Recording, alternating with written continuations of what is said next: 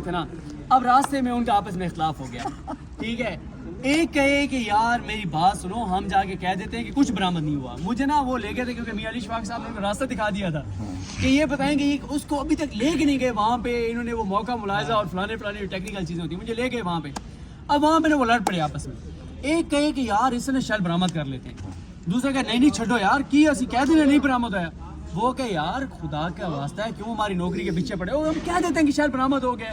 وہ بڑا ان کے آپس میں وہ میں نے بھی نہیں کہا, میں نے کہا آپ اپنی وہ کریں. اور میں آپ کو بتاؤں ان کا وہ ظاہر ہے پولیس اس وقت اور رویہ ان کا میرے ساتھ اندر ٹھیک تھا, سوائے اس کے کہ کھانا نہیں دیا تھا, پانی نہیں دیا تھا.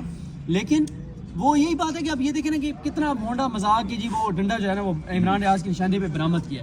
اور اچھا کل میں آپ کو بتاؤں اسلام آباد ہائی کورٹ میں کیا ہوا. جج ابو الاسناد صاحب جو ہیں جنہوں نے عمران خان صاحب کو سیفر میں اصطلاح سنائی, اور کیسے سنائی ہے, وہ جلدی جلدی چیزیں کر کے, جیسے چور نہیں ہوتا, ڈاکو نہیں ہوتا, جیسے وہ کوئی جس نے ڈکیتی ماری ہوئی اور وہ بھاگ رہا ہو, کہتے ہیں عمران خان کو شامل کو دونوں میری طرف دیکھیں, دونوں آپ کو 10 سال سزا, آپ کو بھی 10 سال, اور کے بھاگ گئے. تو ان کے بارے میں کل عدالت نے کہا, عدالت میں آگے کہا اس نے آئیو نے اس کیس میں عامر مغل کے عامر مغل کا معاملہ یہ ہوا کہ 6 فروری کو عامر مغل عدالت میں پیش ہوئے ATC میں, ابو الاسناد صاحب کی عدالت میں. 4 ان کے کیسز تھے, 3 ڈسپوز آف ہو گئے کیونکہ پولیس نے کہا کہ ہمیں ان کی گرفتاری نہیں چاہیے. ایک میں تاریخ پڑ گئی. وہ جیسے نکلے نا عامر مغل صاحب تو پیچھے جو ہے وہ واپس بلا لیا. نہیں ان کو واپس نہیں بلایا. کچھ اللہ والے وہاں پہ پہنچ گئے, جو اللہ والے جو بتاتے ہیں کہ چیزیں ایسے چلنی چاہیے, ایسے چلنی چاہیے, یہ کر لیں گے تو بہتر ہوگا, یہ کر لیں گے. درویش پہنچ گئے. درویش انہوں نے کہا کہ آپ نے کیا کر دیا, 8 کو الیکشن کو لڑ رہے, آپ نے 6 کو اس کو ریلیف دے رہے ہیں.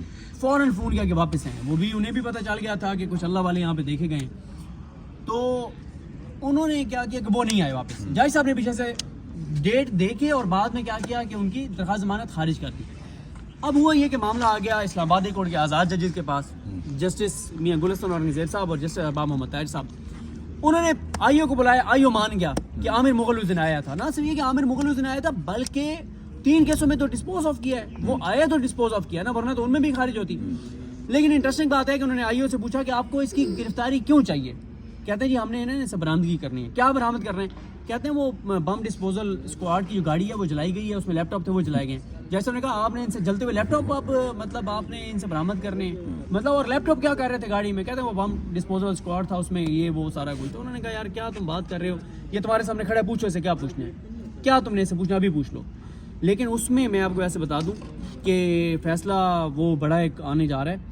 اس میں کہا ہے میاں گل صاحب نے کہ اور ارباب صاحب نے کہ جج کے لیے کنسیکوینسز ہوں گے کہ اتنی امکانہ بات آپ کر رہے ہیں کہ ایک بندہ پیش ہوا ہے, تم 3 کیسز میں ڈسپوز آف کر رہے ہو اس کی بیل کی اپلیکیشن کے گرفتاری نہیں چاہیے, ایک میں تم اس کی بیل خارج کر رہے ہو اس بیس پہ کہ نان پروسیکیوشن پہ, ٹھیک ہے, کہ وہ آیا نہیں ہے تو جو ہے نا میں خارج کر رہا ہوں. تو یہ یہاں بھی تماشا دیکھ لیں کہ مطلب کس طرح کی چیزیں.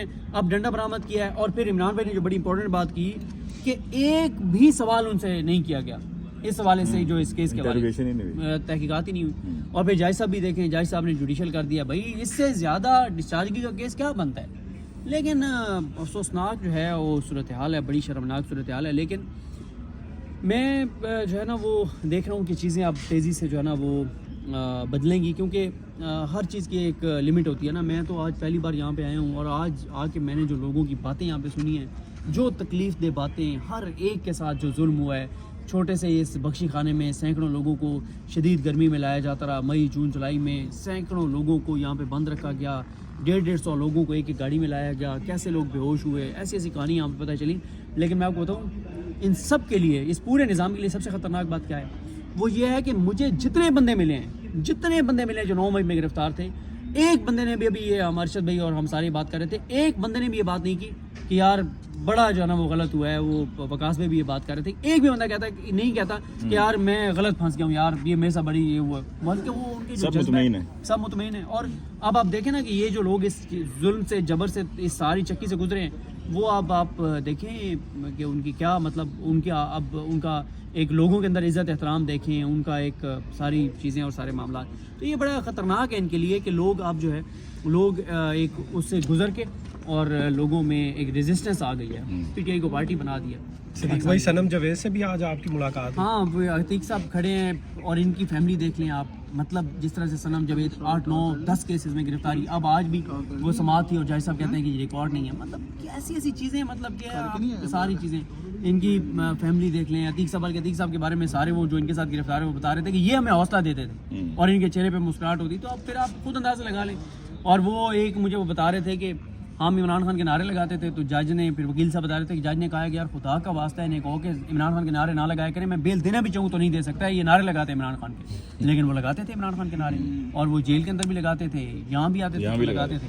تو اس ساری صورتحال میں تو بہرحال یہ بڑی تکلیف دہ صورتحال ہے جو آج میں نے یہاں پہ سنا ہے. جو 9 مئی میں لوگ گرفتار ہوئے، کس طرح کا ان کے اوپر ظلم ہوا، میں سنتے تو تھے، لیکن آج مل کے کچھ لوگوں سے بڑی ایک تکلیف دہ صورتحال.